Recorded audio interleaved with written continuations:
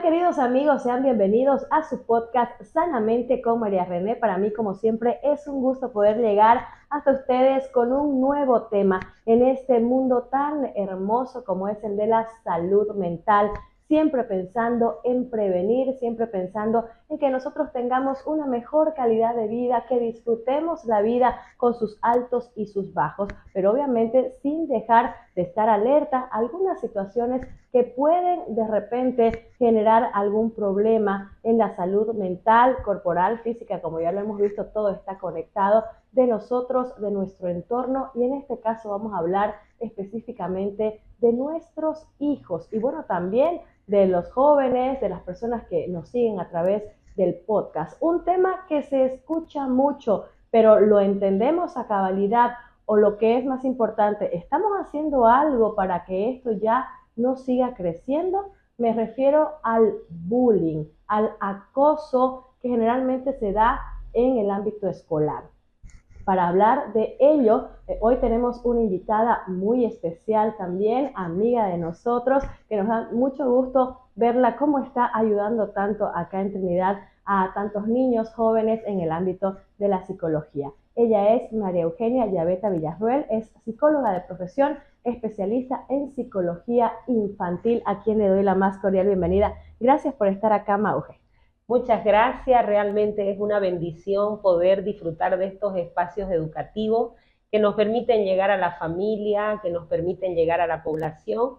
Quiero felicitarte, María René, porque esto es lo que se necesita para combatir todo lo que puede lastimar la parte emocional de la población. Así que aquí estamos, somos del pueblo y estoy presta a las preguntas y poder compartir lo que conozco de este tema.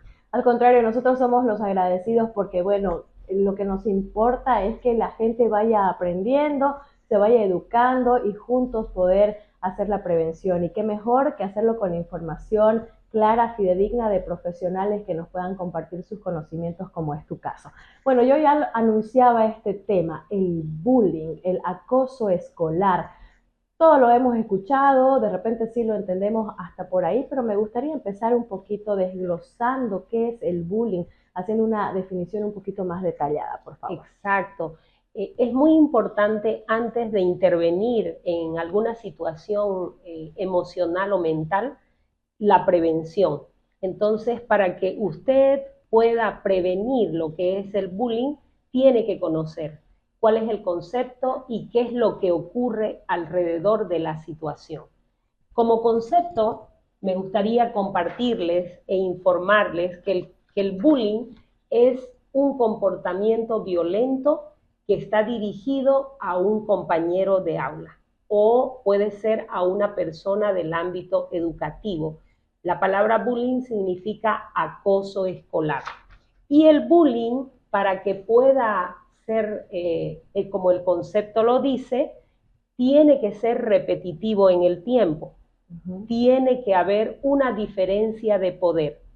Uno puede ser más grande, mayor, uno puede tener cierto control sobre el grupo de compañeros y el otro no. Pueden haber diferencias de género, pueden haber diferencias de raza o también diferencias de condición física. Y el tercer componente para que sea un bullying, tiene que haber una intencionalidad de daño. ¿Por qué es importante diferenciarlo? Porque a veces entre los jóvenes puede suscitarse una rencilla o una diferencia de opinión que puede llegar a una discusión, pero que no se repite continuamente, sino que es un tema específico. Un caso aislado. Exacto, puede suceder en el año una vez, ¿no? Con un compañero, una compañera. O también puede ser un momento de gracia, pero que no se repite continuo. A veces somos parte de una risa por un tropezón. Alguna broma. Alguna broma, pero que no es intencionada a generar daño y que no se repite en el tiempo. Las características es que es repetitivo, que hay una diferencia de poder del uno sobre el otro y que tiene una intención de provocar un daño emocional o tal vez físico o tal vez social. Y cuando nos referimos a comportamiento violento, porque muchas veces la violencia solamente se encasilla en algo físico, ¿Solamente se refiere a eso o hay diferentes tipos de bullying? Justamente tengo también aquí unas categorías en las cuales podemos evidenciar que el bullying se puede manifestar de diferentes maneras, ¿no? He puesto la primera, que es la más sutil, la exclusión social. Esto puede parecer que no es relevante, pero puede suceder cuando en el grupo de la escuela tienen que hacer pares o grupos para trabajar. Escuchamos entre los jóvenes decir, no, yo no quiero con él. No, voy a utilizar algunos términos que manejan los jóvenes, ¿no? No, con la gordita no, en el caso de educación física, ¿no? Con la bajita no. Entonces comenzamos a excluir de alguna manera en los grupos. También se puede presentar, no invitar a fiestas, pero vuelvo a decir, esto tiene que ser repetitivo, ¿no? Saber que el grupo va a asistir a algún lugar, no, a ella no la invitamos.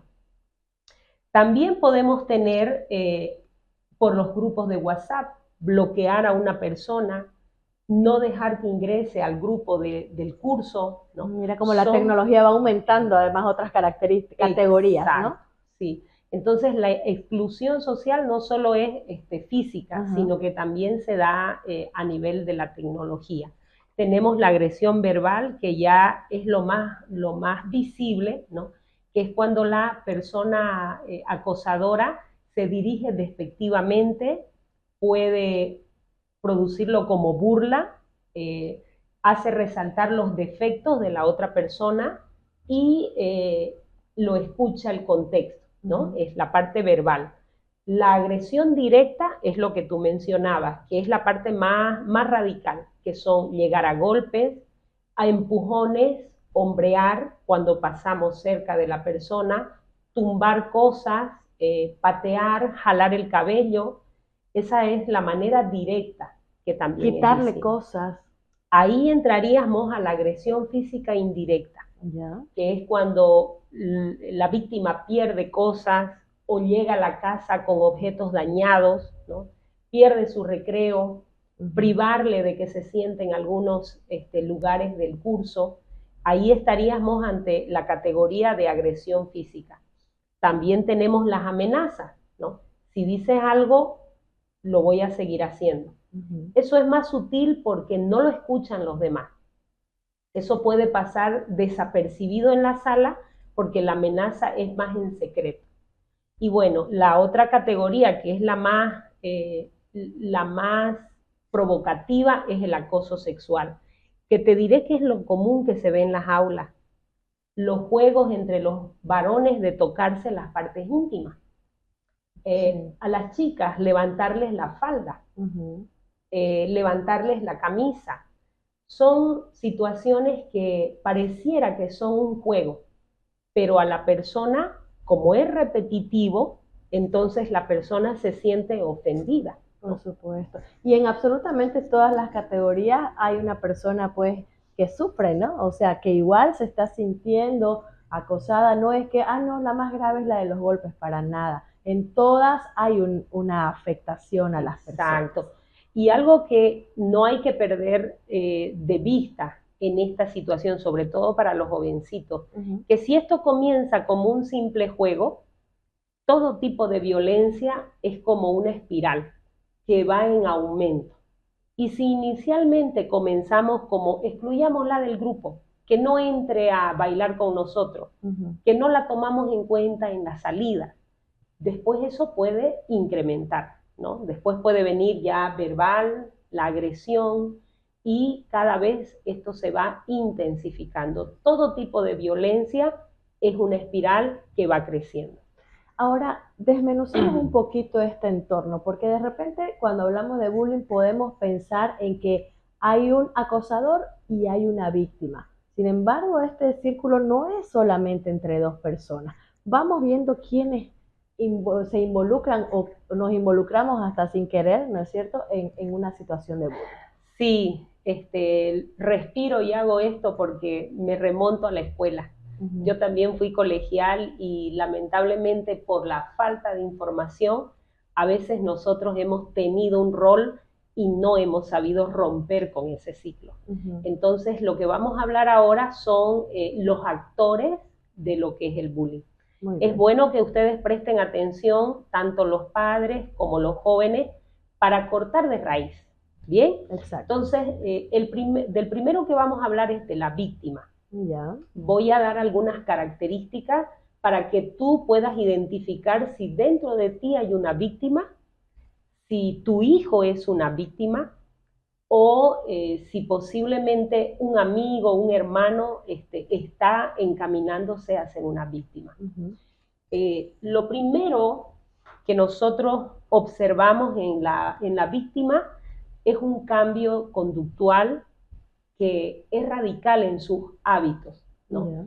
Si en casa nuestra hija o nuestro hijo es emocionalmente estable, yo voy a notar un cambio. Lo primero que vemos puede ser una irritabilidad. Irritabilidad, no querer ir a la escuela, tener un desgano por ir a la escuela. Ansiedad también se presenta. Muchos jóvenes comienzan a morderse las uñas, a morderse el borde de los labios, a tener problemas somáticos en el cuerpo, ¿no? Se puede cruzar la tristeza, porque no querer ir al colegio es privarle de estar en su grupo de pares. Entonces, el adolescente comienza a tener tristeza porque se siente solo, ¿no? También el deterioro académico. Si bien no todos los niños van a ser excelentes en la escuela, pero comenzamos a notar que hay un bajón escolar, ¿no? En algunas materias, en alguna área que normalmente el niño puede desarrollar con normalidad.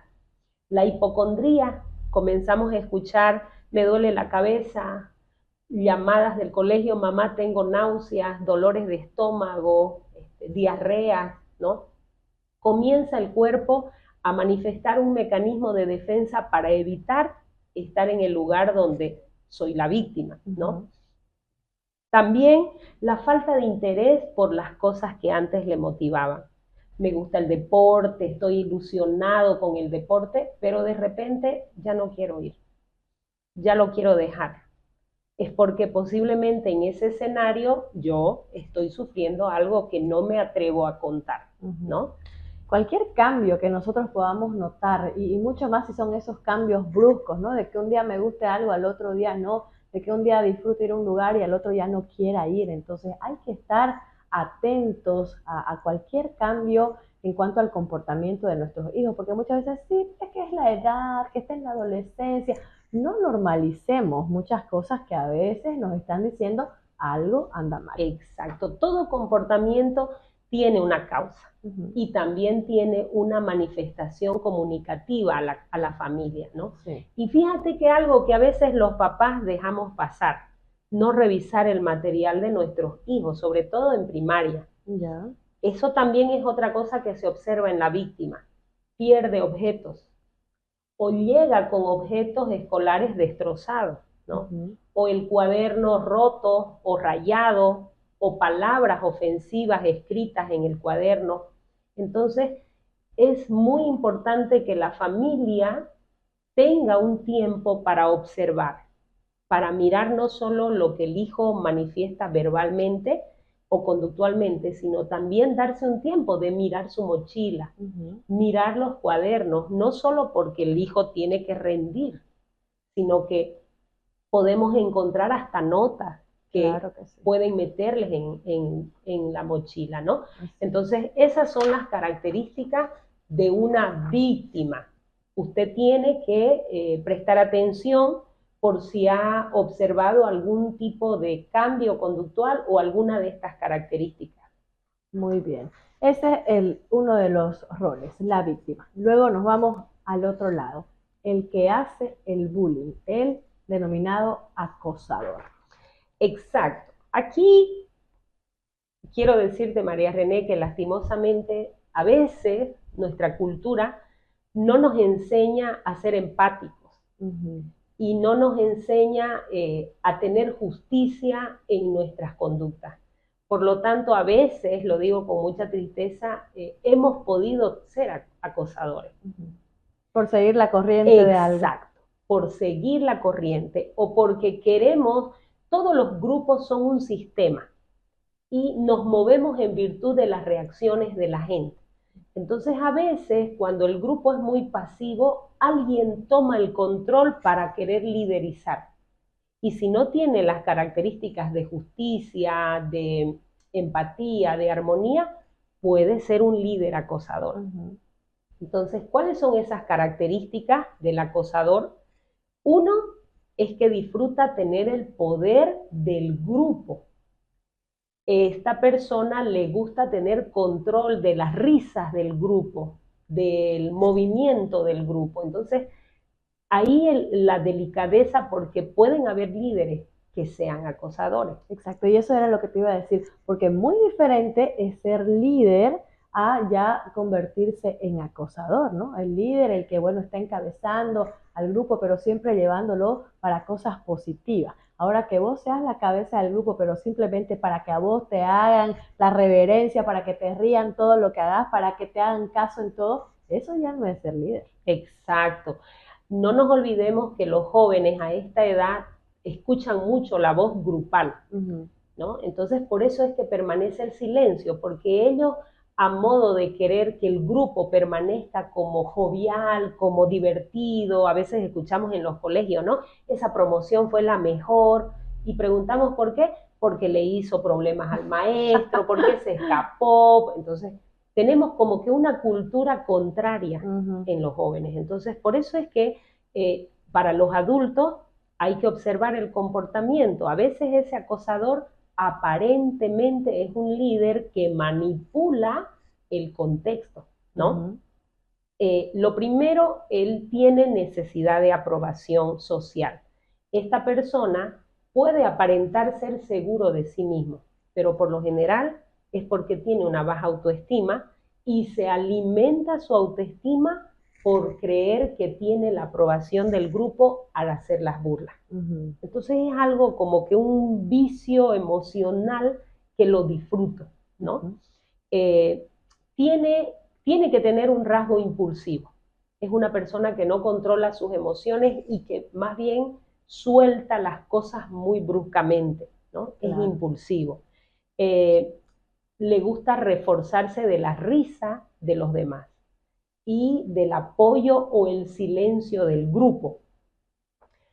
Si indagamos un poco, no es que vamos a justificar la conducta del acosador, pero en las investigaciones se ha visto que muchas veces estos jóvenes o estos niños pueden tener un entorno disfuncional, ¿no? Puede que en casa algún papá sea violento indirectamente, con burlas, con resaltar el defecto del hijo, ¿no?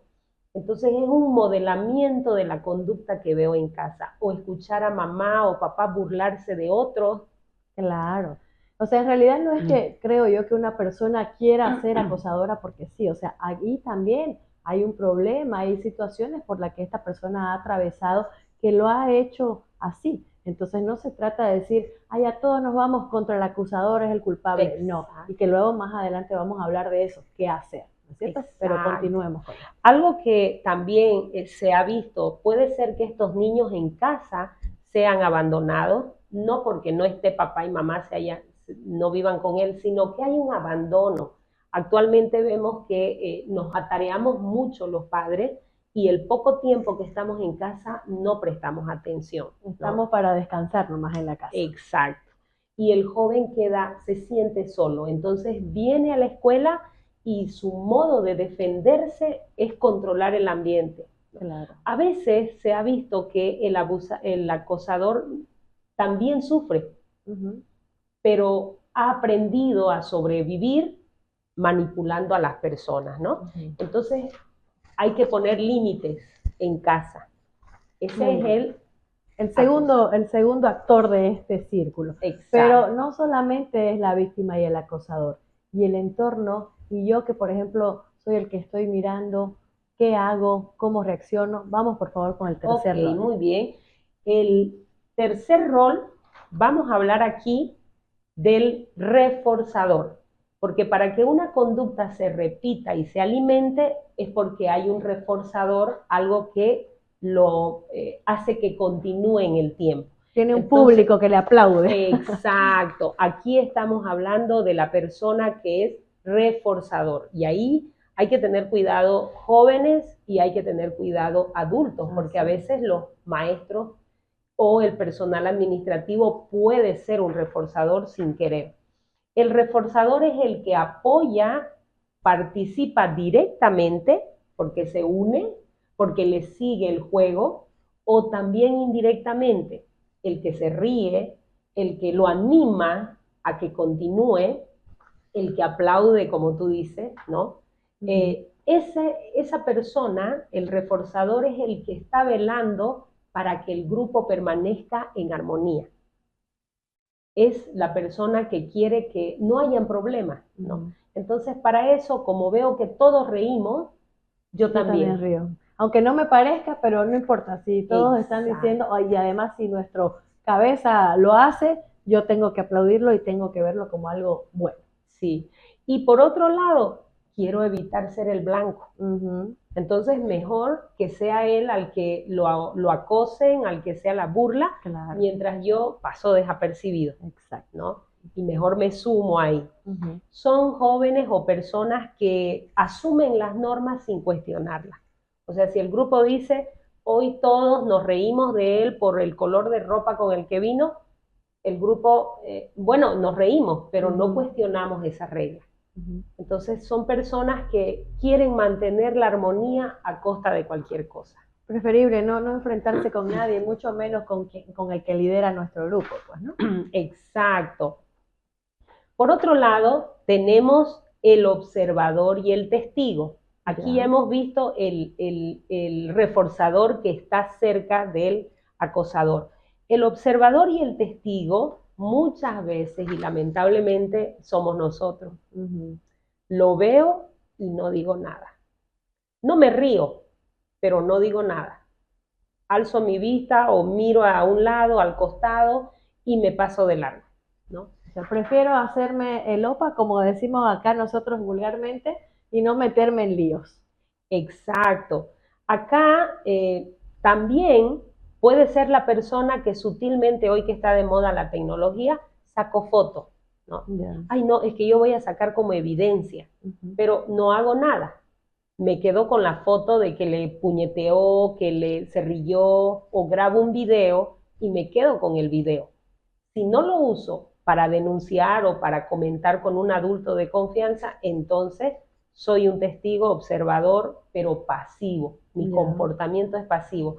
¿Y cuál es la característica de esta persona? Es que suelen ser miedosos, suelen tener vergüenza para opinar, ¿no? ¿Sienten culpa? Sí. O sea, termina el hecho y, ay, qué pena, ¿no? Puedo comentar con otro, ay, qué pena, ¿cómo le va a hacer eso? Pero queda en secreto, ¿no? No me animo a hacer mi queja públicamente, digamos, o a enfrentar, a decir, ¿por qué lo están haciendo? No. Exacto. Acá nos dejamos llevar por la presión del grupo. El grupo rió, yo no reí, pero tampoco dije algo. Entonces me dejo llevar por el grupo. Entonces, cuidado, jóvenes. Eso es la mayoría. Todo aquel que evidenció un hecho de violencia dentro del aula o del pasillo y no dijo nada, entonces es un observador y es un testigo, ¿no?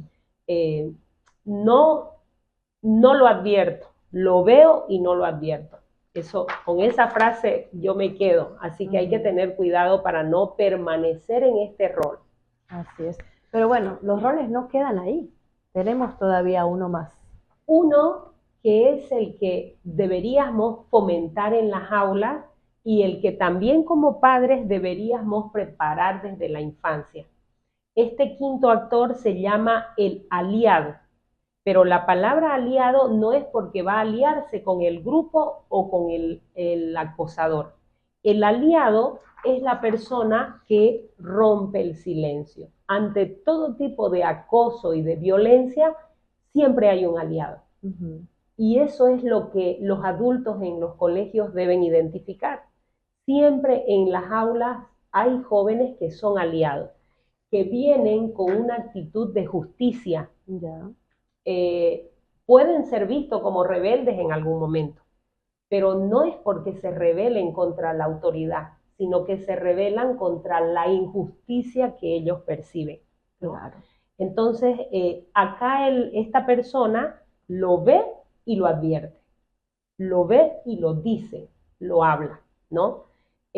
Pueden intervenir en el momento. Hay jóvenes, hay niños que yo he escuchado decir, es que mi compañero le estaba jalando la mochila, entonces yo fui y lo empujé.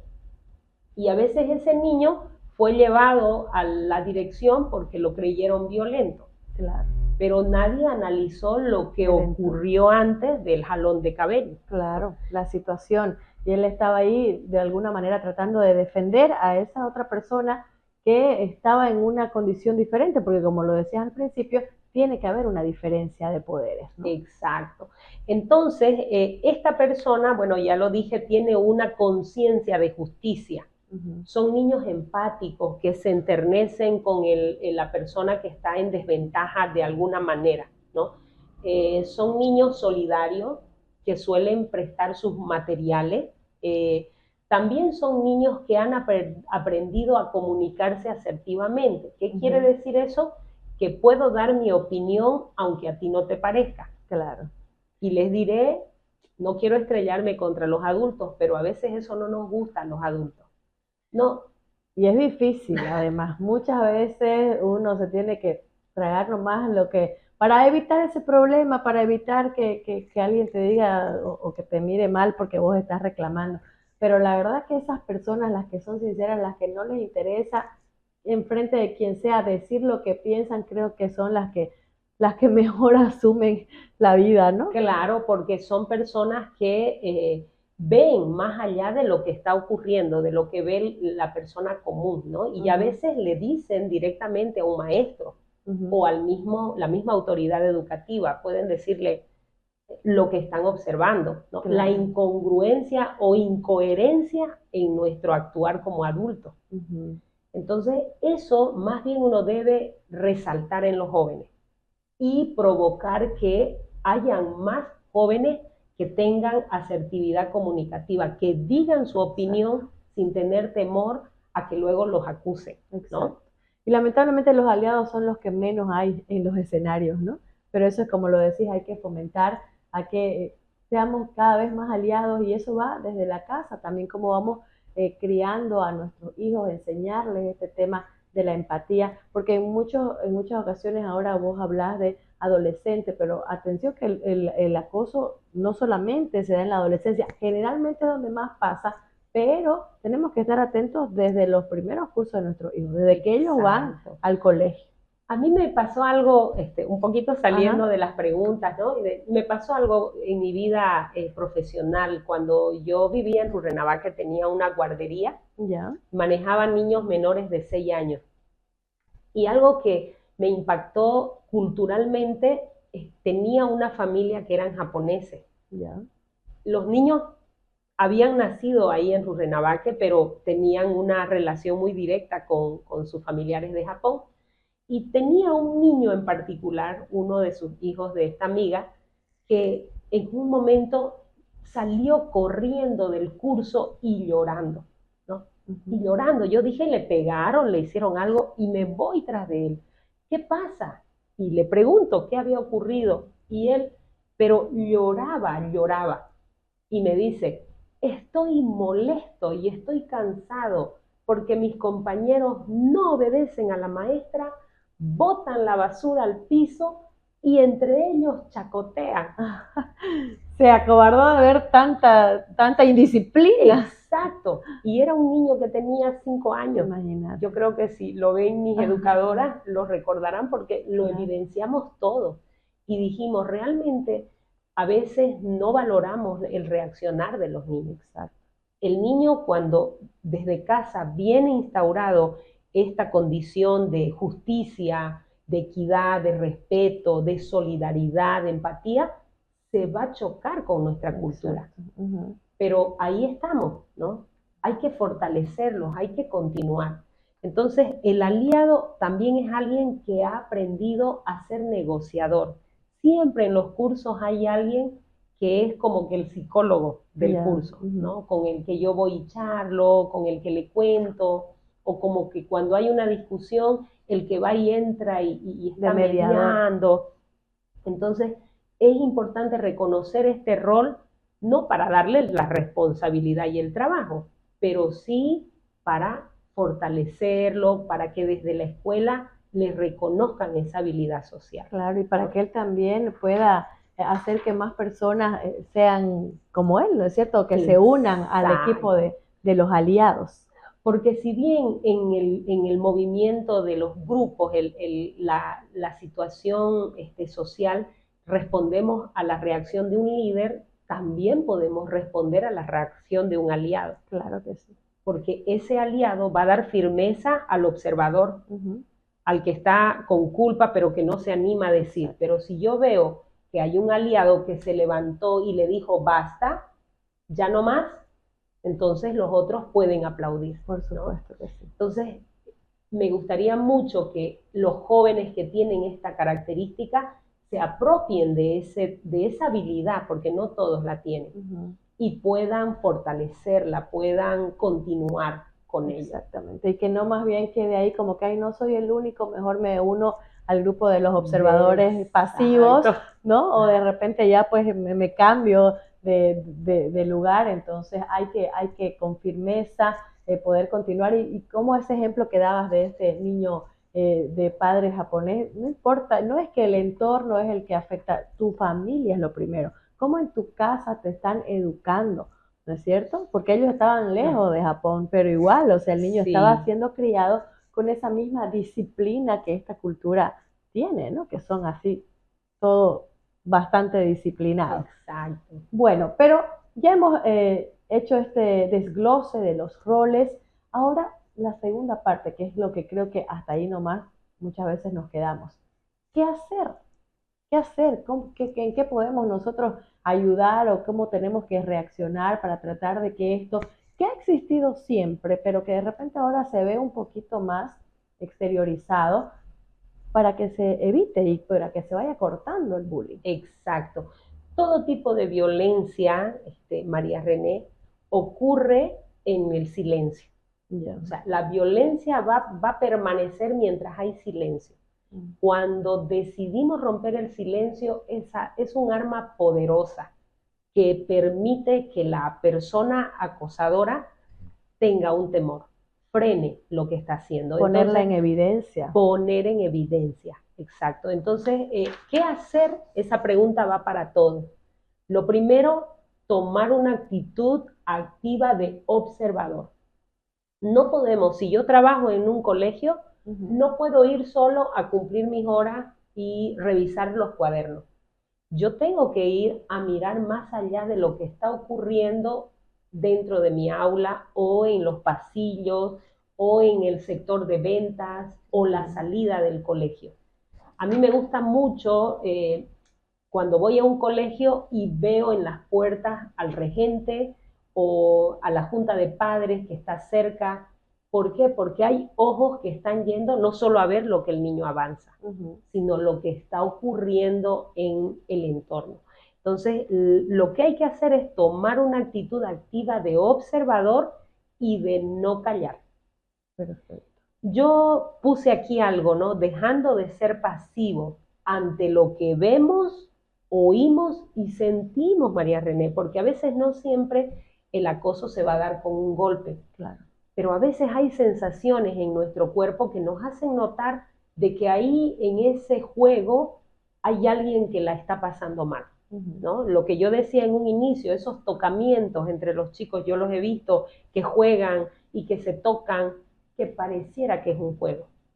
Entonces ahí yo debo observar y sentir. A los niños les enseñamos que hay un semáforo en nuestro corazón, que la alerta es cuando nos viene como una pequeña taquicardia o aceleración del cuerpo, sudoración de manos, es porque el cuerpo nos avisa que lo que está pasando no es lo correcto. No está bien.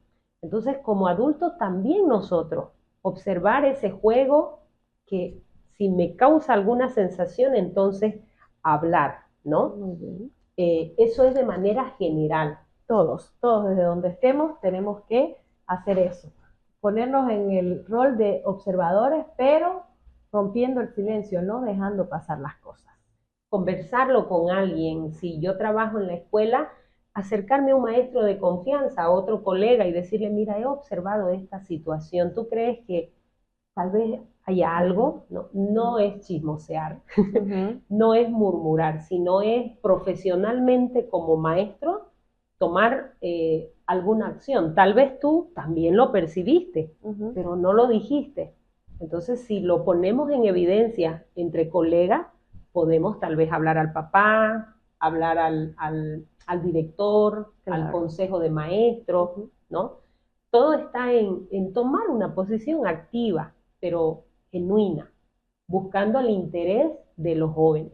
Claro que sí. Y bueno, vemos que el bullying, ya hemos dicho, generalmente se da en el colegio, ¿no? Entonces, ¿qué hacer para la gente ya que es parte del colegio? Exacto, y eso va para los queridos directores y los maestros, a los cuales siempre les he dicho, respeto la profesión que tienen, porque son los que trabajan con nuestro futuro de todas las sociedades, ¿no? Tienen el recurso humano 4 horas al día, así que les saco siempre el sombrero a los maestros. Por esa paciencia. Sí. Bueno. Bien, lo primero hay que hablar en el aula del tema. Desde la materia que tú lleves, querido profesor, no le dejes el trabajo solamente al de social o solamente al de, no sé, lenguaje. No. De psicología. O de psicología, que solo lo llevan en secundaria. Este tema debe ser un motivo de conversación, pero no debe ser una conversación, a ver chicos, vamos a hablar del bullying. O sea, porque al adolescente tú no le llegas así. Puedes utilizar cuentos para los pequeños, para los mayores, análisis de caso, sacar estadísticas, por ejemplo, de este tema, ver qué está ocurriendo en Bolivia, hacer un debate sobre el bullying, ¿no? Hacer dramatizaciones, actuar estos personajes. ¿Eso qué provoca? Que el joven asimile las características y por lo tanto se sensibilice. Entonces, siempre hablar es lo mejor. También deben haber reglas claras en los colegios. Muchas veces la falta de límites provoca que los jóvenes se desborden. Entonces, debe haber una disciplina. Si algo ocurre, ¿qué sanción va a haber? ¿No? Porque así la persona que tiene este comportamiento acosador va a saber qué le puede ocurrir si continúa haciendo la conducta, ¿no? Tiene que haber algún tipo de estrategia para apoyar a víctimas. No hay que pensar que en nuestro colegio no hay bullying. Hay que pensar que hay. Entonces, ¿qué hacemos si hay una víctima? No es que hablo con el papá y ahí quedó. No, hay que hacer un seguimiento. No sé, el profesor de psicología, de la junta de padres tal vez, alguien de confianza para los jóvenes. También tendría que haber en los colegios un canal de reporte confidencial. ¿Eso qué quiere decir? Yo observo, pero tengo miedo a hablar. Pero puedo ir a algún tipo de estrategia a usar para reportar. A veces he escuchado a los jóvenes decir, es que no quiero decir porque después se la agarran conmigo los maestros, o se la agarra conmigo su padre porque es abogado. Les diré que así escucho. Entonces, pero no es la manera. Eso me hace pensar que no hay entonces un adulto de confianza. Y por último, la cultura de la cero competitividad en el colegio. Eso es un poco contradictorio. Medio complicado. Pero yo como maestro debo preguntarme, ¿qué estrategias uso? Porque si siempre va a haber un mejor, siempre va a haber alguien menos. Claro. Entonces, fomentar el trabajo en grupo. Muy bien. Realmente son tareas específicas y que de repente no son difíciles de hacer, pero que no se les está tomando la atención respectiva y ojalá que este capítulo sí pueda ser visto por muchos maestros o personas que están dentro de colegios, de unidades educativas. Hay algunos colegios que tienen y cuentan con una psicopedagoga, con un psicólogo, pero hay muchos otros que no. Entonces ahí hay que ver el mecanismo de cómo hacer nosotros desde nuestro rol de maestro, de director, hasta el personal administrativo, los regentes, el portero, todos estar viendo no solamente ir a cumplir su función, sino estar pendientes, porque al final de cuentas es algo que nos afecta y que nos involucra a todos, porque nadie está libre de que no solo uno, sino su hijo, su familiar, su entorno esté pasando por estas situaciones, o que nosotros estemos encubriendo estas situaciones sin a veces siquiera darnos cuenta. Pero ese es el lado del colegio. Ahora en la casa, desde casa, ¿qué hacemos? ¿Qué hacemos? Porque es ahí donde también el papá y la mamá deben fortalecer y fomentar el carácter en el hijo, ¿no? Lo primero, siempre invitarles a los padres, tener un espacio de conversación. Puede ser cuando almorzamos, puede ser cuando cenamos, puede ser lavar la ropa, cuando hacemos algo en común con el hijo. Alguna actividad juntos. Exacto. Y qué es lo que a veces no hacemos por el teléfono. Lo dejo a mi hijo con la pantalla, no me molesta y yo hago las cosas. No, queridos papás, no perdamos esa cultura y ese hábito de trabajar en grupo en la casa, porque es ahí donde el adolescente le va a contar cosas. No es, ven hijito, charlemos, hablemos. Le va a escuchar, pero va a entrar por aquí y va a salir por allá. Son momentos clave. Otra cosa importante, bueno, ya lo dijimos al inicio, observar las actitudes de nuestros hijos. Ya no nos hagamos a la vista gorda. Visitar el colegio. Mamá, yo también trabajo y también tengo 3 adolescentes, pero no sé, tú también, María René, te das modo para llegar al partido, te das modo para llegar al baile, a la actividad, estar presente. Alguien me decía una vez, lléguele de sorpresa a su hijo al colegio. Que el hijo vea que en cualquier momento mamá puede entrar. Entonces, sé que la conocen a mamá en la escuela o a mi papá, ¿no? Claro. Fortalecer la confianza en sí mismo, siempre motivar al hijo, usar palabras de afirmación. Mi hijito, usted puede, usted lo va a lograr, usted es bueno. Porque si en casa yo me fortalezco, podré también hacer frente, ¿no? Así es. Siempre lo hemos dicho, el primer núcleo, círculo de contención de una persona es la familia. Si en la familia yo no siento ese apoyo, si en la familia yo no la siento presente en mi vida, pues voy a estar más vulnerable, ¿no?, a lo que me suceda afuera. Y algo que no quiero dejar pasar, querida María René, es la vida espiritual. Yo fui adolescente, fui difícil en mi adolescencia, pero doy gracias a Dios que siempre mi familia, mis maestros, me inculcaron el temor a Dios.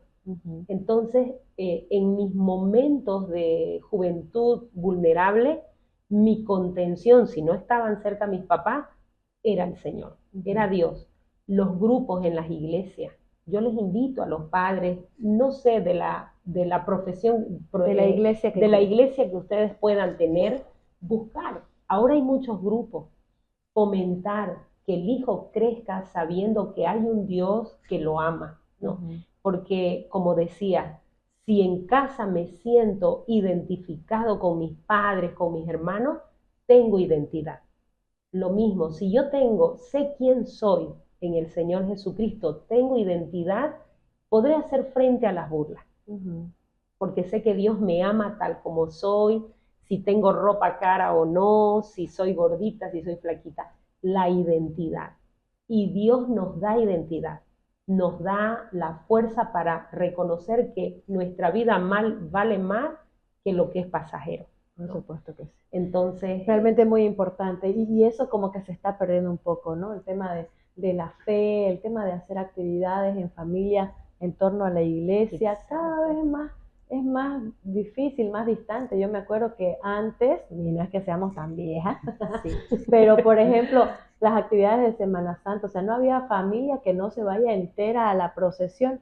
Ahora muchos niños ni siquiera saben qué es eso, nunca lo han hecho, ¿no? Entonces, ahí también un poquito nosotros como padres, como familia, hacer una reflexión y decir, bueno, hay que darnos tiempo también para algo que es tan importante como fomentar y alimentar nuestra fe, sea de la iglesia que usted sea, ¿no es cierto? Pero siempre el temor a Dios, como vos lo decías, no se debe olvidar a ninguna persona.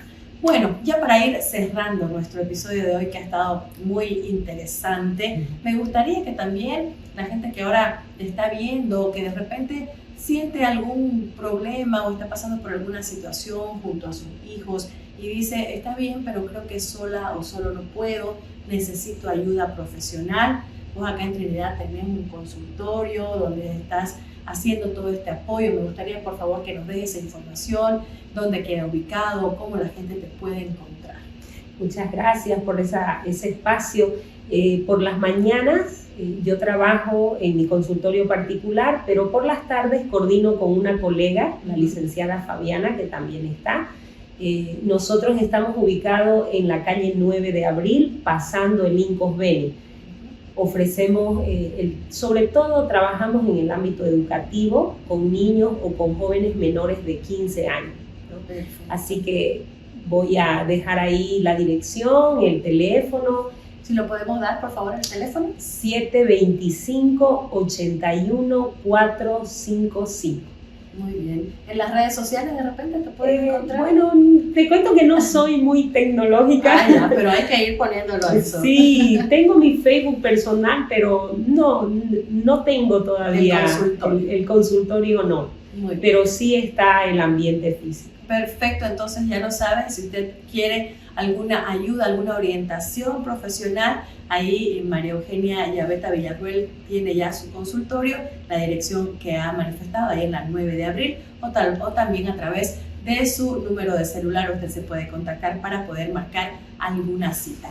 Nuevamente mi agradecimiento, María Eugenia, por habernos acompañado. Espero que en próximas oportunidades, en otros temas, tantos temas que hay, nos puedas acompañar también para seguir compartiendo con nosotros tu conocimiento, tu experiencia y sobre todo poder ayudar a que la gente se oriente, se informe y así entre todos pues hacer que la salud mental siempre esté en buen estado, siempre la estemos previniendo y sobre todo no dejemos pasar muchas cosas que a veces por falta de conocimiento las empeoramos, ¿no? Exacto.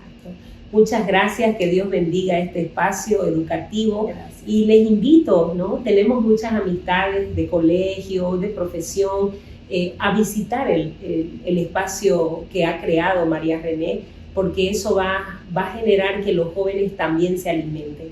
Así que te deseo mucho éxito y que Dios bendiga este espacio. Muchísimas gracias de verdad por habernos acompañado y bueno, gracias a todos ustedes también por habernos seguido en este nuestro episodio donde hemos hablado del bullying, el acoso escolar. Ya lo han escuchado, todos somos parte de esta situación y tenemos que tomar un rol en el que también desde donde estemos pongamos un alto al acoso escolar, a la violencia. Siempre hemos dicho que para que la violencia ya no exista hay que romper el silencio. Con esta frase nos despedimos nosotros, deseándoles a todos ustedes también que tengan una bonita semana hoy que estamos iniciando la semana y que bueno, será hasta la próxima oportunidad acá en su podcast Sanamente con María René.